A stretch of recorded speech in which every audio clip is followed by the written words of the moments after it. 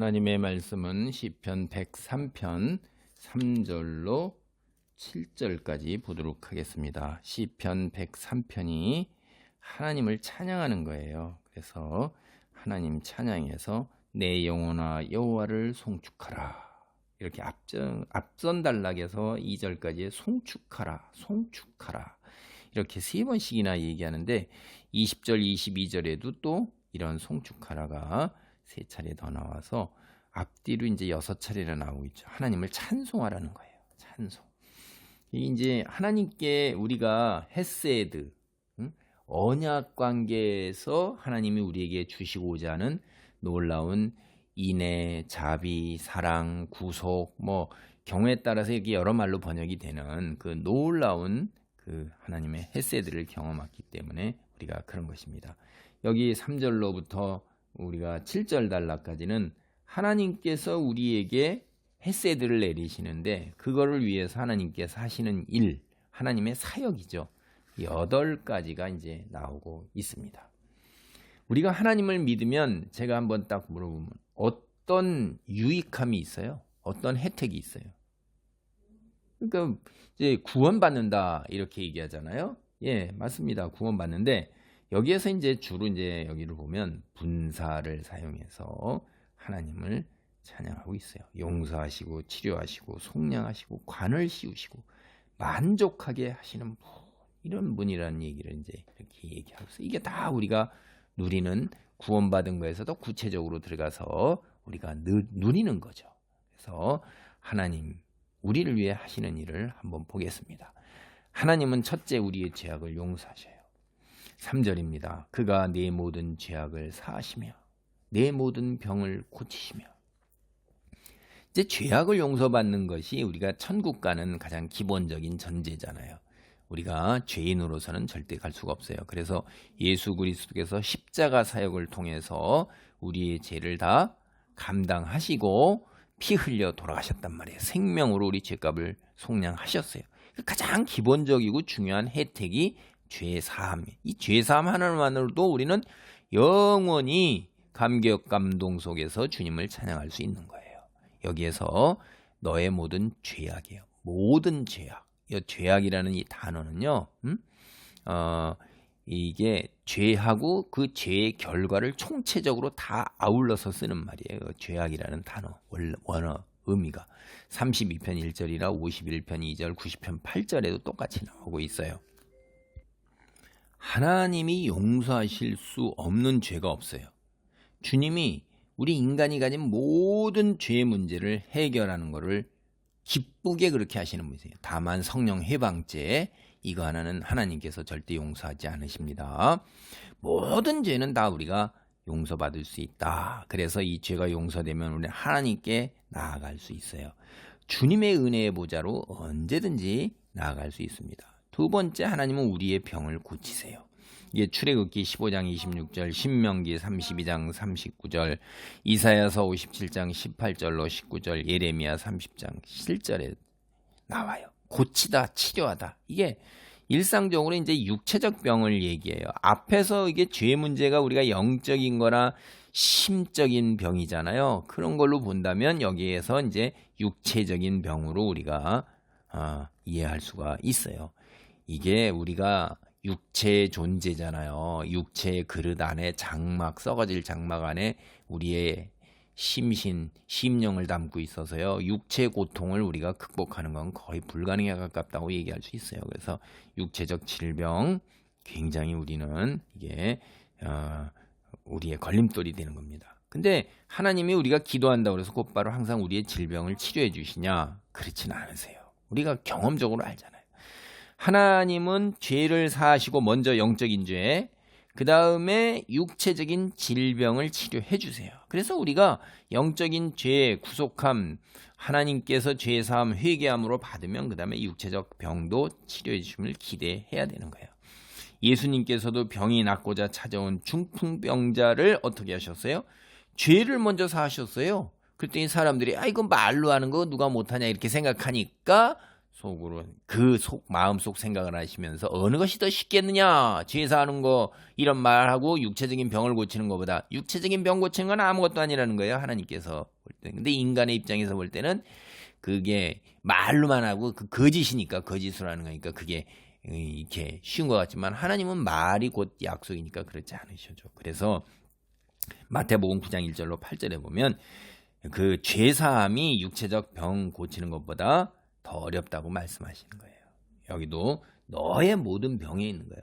우리가 앓는 모든 병 하나도 빠짐없이 치료하실 수 있는 분입니다. 하나님께 기도하고 하나님의 때를 우리가 기다려야 될 것 같아요. 세 번째, 이제는 내 생명을 파멸해서 속량하시고 인자와 긍휼로 관을 씌우시며, 이게 속량, 파멸해서 생명을 위협하는 위기에서 우리를 구원하셔요. 이게 뭐냐면, 이 이미지가 인간의 힘으로 스스로 절대 헤어나오지 못하는 구덩이에 빠진 사람의 그 절박한 상황이에요. 이쪽에는요, 이제 그쪽 지방에는 물을 가두기 위해서 큰 웅덩이를 팠는데 거기 굴러떨어지면 건기에 이제 물이 없죠. 그런데 거기서 나올 수가 없는 것입니다. 그 속에서. 그러니까 개미 지옥 생각하면 돼요. 거기 한번 떨어지면 그 다음에 모래 속으로 계속 들어가고 자기 힘으로 나오질 못하잖아요. 그래서 죽음을 피할 길이 없는데, 하나님이 바로 속량자예요. 속량자. 이게 이제 기업을 물을 자라, 이런 뜻인데, 출애굽기 뭐 시편 이사야 이런 거예요. 기업을 물은다는 게 이제 잘 와서 닿지가 않았어요. 저는 이게 상속에서 가업을 이어받을 권리가 있는 가족이나 친척이 이게 기업을 물을 자예요. 그래서 그 사람이 포기하면 그 다음 사람에게 이제 권리가 가는 거죠.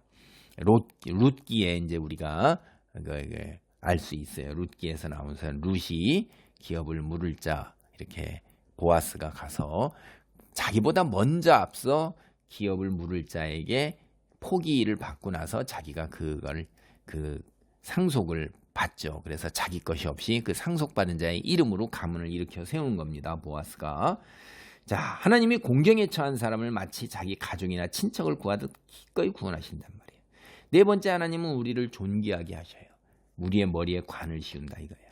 우리와 하나님의 관계는 헤세도와 거기에 근거한 긍휼, 자비예요. 이게 하나님은 인자와 긍휼로 만든 관을 우리에게 씌우셔요. 왕이 취임식에서 왕관을 쓰고 백성들 앞에 탁 모습을 드러내는 거 있죠, 대관.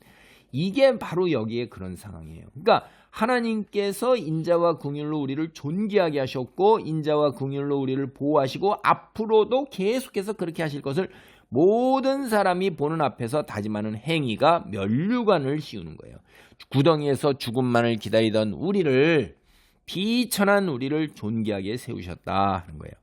다섯째, 이제 5절입니다. 5절이 좋은 것으로 내 소원을 만족하게 하사 내 청춘을 독수리같이 새롭게 하시는도다. 좋은 것으로 우리 소원을 들어주시는 분인데, 여기 만족하다라는 단어가 영어로 풀이에요. 풀.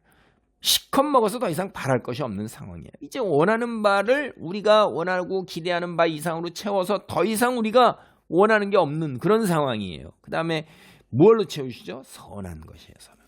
항상 우리에게 좋은 것으로 주신다 이 말이에요. 그 다음에 우리의 젊음을 새롭게 하시는 분이에요. 독수리는요, 매일 새로운 힘을 공급받지 못하면 자유롭게 하늘을 날 수가 없어요. 이사야서 4장 31절이 그렇게 얘기해요. 그러니까 우리도 하나님이 새 힘을 주셔야지만 하루하루를 의욕적으로 살아갈 수 있는 거예요. 하나님은 우리에게 힘을 주시고 살아갈 의지를 공급하셔서 매일 창공을 나눈 독수리처럼 되게 하시는 분입니다. 그 다음에 이제 7번째가 여호와께서 공의로운 일을 행하시며 억압당하는 모든 자를 위하여 심판하시도다. 그러니까 하나님은 공의로운 재판을 하시는 분이세요. 이 말은 앞서 시편에서 9구절절이 나오고 있죠. 이게 이제 지금까지가 이제 6가지가 개인에게 적용되는 하나님의 사역이에요. 근데 이거는 이제 공동체에 관한 것이에요. 하나님은 자기 백성 공동체의 공의와 정의가 실현되는 것을 굉장히 기뻐하셔요. 그래서 공의이다, 이것은 이미 선포된 하나님의 말씀을 기준이 공평하게 적용되도록 하는 거예요. 잘못된 것이 없는 거예요. 잘못된 걸 바로 잡는 거예요. 편파적 판결로 억울함과 원통함을 당하는 사람이 없게 하시는 분이에요. 그리고 억압당하는 자들이 누굽니까? 짓눌리고 착취당하는 사람, 가난하고 힘없고 배우지 못한 사람, 경제적으로 사회적으로 약자, 이게 필요 이상의 폭력과 억압으로 그리고 억울하게 짓밟히는 사람들 그런 게 없다 이 말이에요. 하나님 그들로부터 이런 모든 걸로부터 억압으로부터 착취로부터 폭력으로부터 자유하게 하실 것입니다. 여덟째 이제 우리가 하나님께서는 그의 행위를 모세에게 그의 행사를 이스라엘 자손에게 알리셨도다. 이 여덟 번째 하나님이 하시는 일은요. 하나님이 하신 일에 대해서 모든 사람들이 알게 하기를 원하는 거예요. 옛적에 모세에게 하나님께서 자신의 길, 하나님이 어떻게 역사하시고 은혜를 베푸셨는가를 알게 하셨어요. 이후에 이스라엘에게 하나님 당신이 행하신 일들, 놀라운 일들을 꾸준히 알려주시는 거예요. 주의 백성은 하나님이 그들을 위해 행하신 하나님의 놀라운 일들을 두루두루 기념하고 기억하고 회상하고 감사해야 되는 거예요. 과거에 하신 일, 우리에게 베푸신 일을 기억하고 회상하는 것이 오늘을 살 수 있는 힘이 되는 것입니다. 할렐루야, 감사합니다.